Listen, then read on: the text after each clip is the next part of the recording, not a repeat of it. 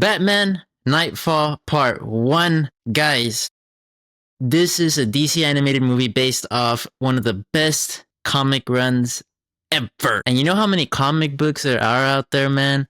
So for this to be considered based off one of the best ever, pressure is high. People want this movie to succeed.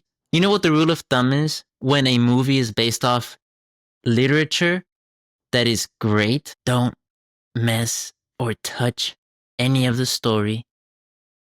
The story's already great. All you gotta do is adapt it. So is this movie good?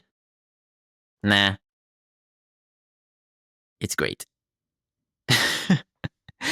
It is pretty good. So this DC animated movie, while we wait for Batman Part 2, we've been given this treat, right? This is a part 1 of a trilogy. I'm gonna be honest, I didn't expect much.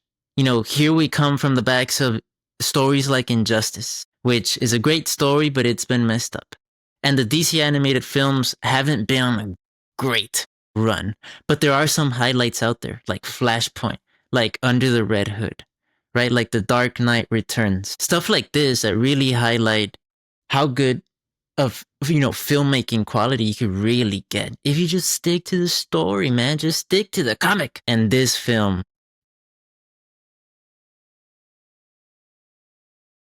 good stuff. Just showing, I think, the best on-screen portrayal of Bane. Easily adds so much more depth than just big, macho, strong man who breaks the bat. Nah, man, like here you really dive into his background. You really dive into where he comes from. That survival mentality. This guy was born inside a prison and he had all sorts of hells around him. And that gave birth to the demon that is Bane. And in this story, you see that, right? Yes, this is an hour and 15 or so, but makes really good use of the script, makes really good use of the material in an odd way. It's not that you feel for Bane, and maybe some people will, but you get depth, man. You get so much depth into his character, into his mentality, into why he wants to not just hurt Batman, but break him. And then what we also get, man, is this nice perspective on Batman. Him being tired, him being heavy with guilt, with regret. You have to understand that at this point of this story, right? You don't have to have had seen anything else. But at this point in the story, which is explained in the film, he's lost 2 Robins already. One of them walked away, which is Dick Grayson. The other one, Jason Todd, was killed under his protection, which is a big deal. Obviously, the guilt and that heaviness is there, right? And it's expressed really well. Like the scenes, I'm saying, like the scenes in this film, this part 1 movie, are used very effectively. And I say that because it's very hard for me to see nowadays just 75 minutes being condensed, but also every single scene being very purposeful.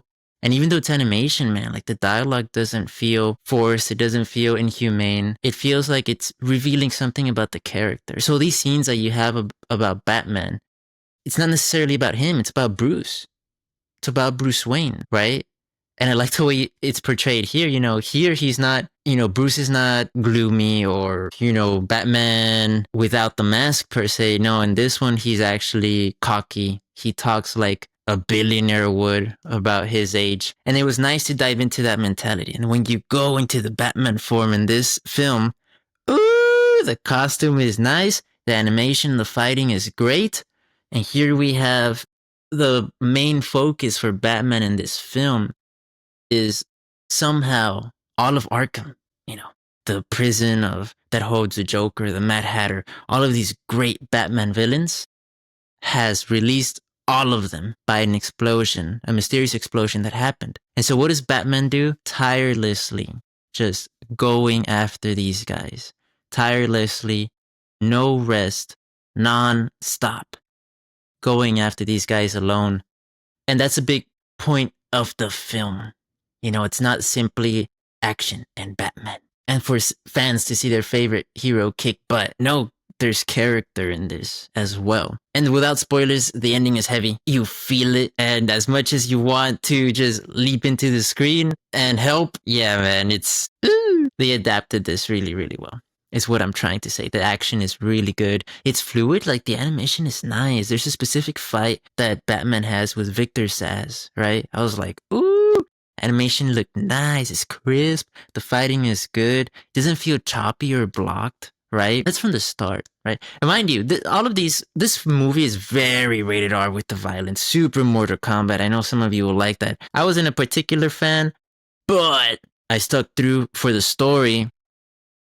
Worth it, I think. Be advised, disclaimer, this is one of the most bloody and mature DC films out there, right? And if you want to know more, go to my parental advisory section later on. But yeah, great part one that dives into the psyche of Batman, that has great supporting characters from Tim Drake and from Alfred, right? My only gripe with the film is I wish the character of Jean Paul, even though he's interesting to me, I don't really understand him much, man. Like, I don't really know why he's here in the story. And I think that's what the next two parts are gonna answer. You know, they're gonna answer that question for me. Why is he even here? But man, this might be the best version of Bane. He's smart. He's calculating. He's again, like, it's just not in a way where he's been shown before, right? This background of his.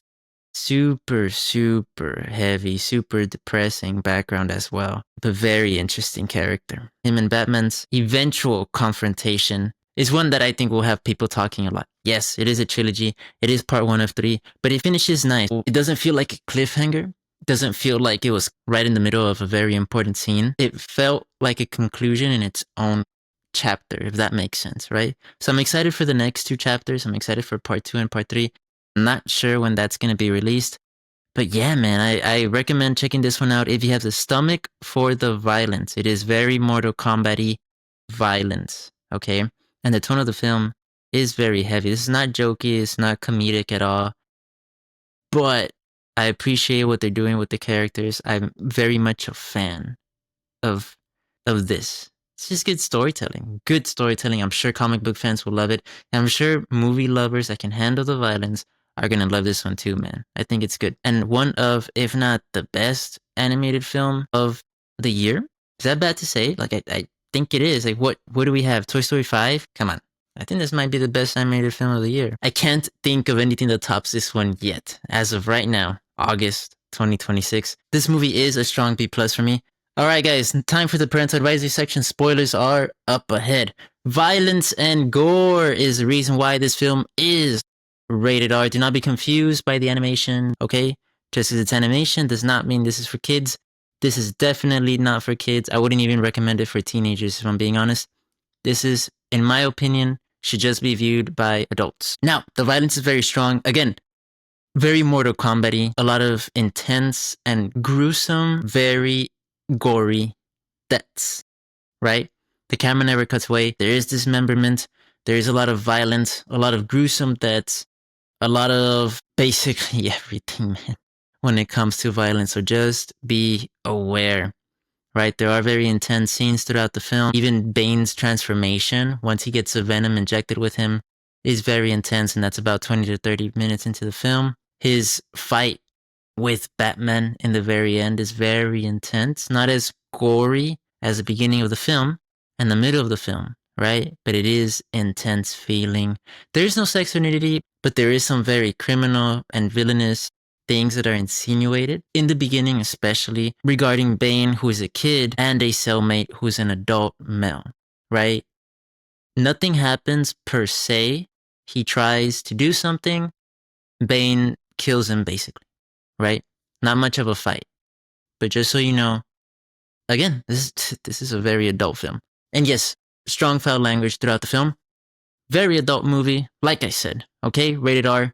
Guys, let me know what you thought about Batman Knightfall Part 1. Are you guys excited for Part 2 and Part 3? Let me know, please. Is this your favorite animated film? Or are you like, it might be, but I need to wait, right? Because I think that's where I'm at right now. I need to wait to see how the story ends. So far, it's a very strong start. I hope they can keep that for the next 2 films. I'm excited to find out when they come out, right? Okay, guys. Thank you guys for watching. See you guys next time. God bless. Bye-bye.